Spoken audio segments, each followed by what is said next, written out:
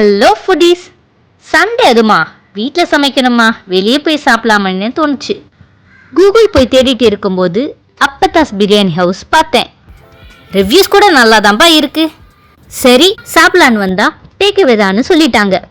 இந்த மாதிரி வீடியோக்கு foodvloggersin சேனலை சப்ஸ்கிரைப் பண்ணுங்க.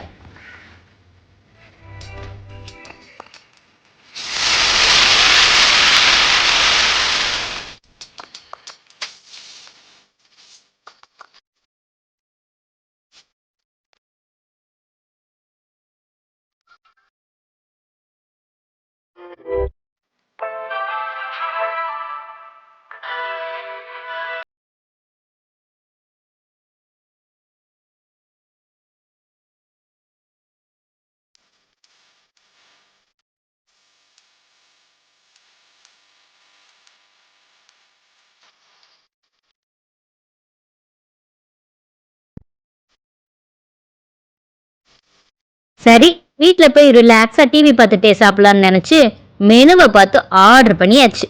ஆர்டர் பண்ணதை வாங்கிட்டு வீட்டுக்கும் வந்தாச்சு. Chicken biryani, mutton biryani, mutton கோலா உருண்டை, மட்டன் சுக்கா, முக்கியமாக ஐர மீன் குழம்பு.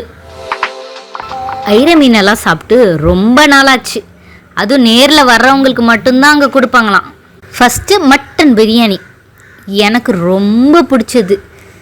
அதை ஓப்பன் பண்ணும்போதே அடா அடா அடா என்ன ஒரு வாசம் அப்படி இருக்குது. அது பீசஸ்லாம் கூட நல்லா தான்ப்பா வெந்திருக்கு. என்ன எக்ஸ்ட்ரா பஞ்ச் வேணும்னா கொஞ்சமாக குழம்பு ஊற்றி சாப்பிடலாம்.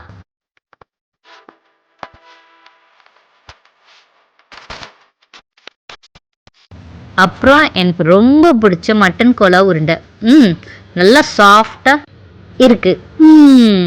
நல்லா இருக்கு. Next chicken biryani.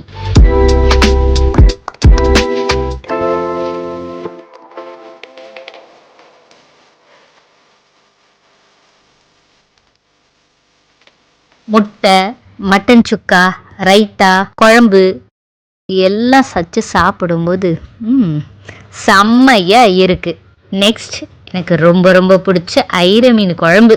சுட சுட சாதத்தில் அந்த ஐர மீன் குழம்பு போட்டு பிசைஞ்சு அடிச்சா அட்டகாசம். புளிப்பா காரமாக இருக்குது. கடையில் வாங்கும்போது சொன்னாங்க, நான் சுத்தமாக நம்பவே இல்லை. பட் சாப்பிட்டதுக்கு அப்புறம் தான் புரிஞ்சுது அப்பத்தாவோட கைமணம் ரொம்பவே நல்லா இருக்குங்க.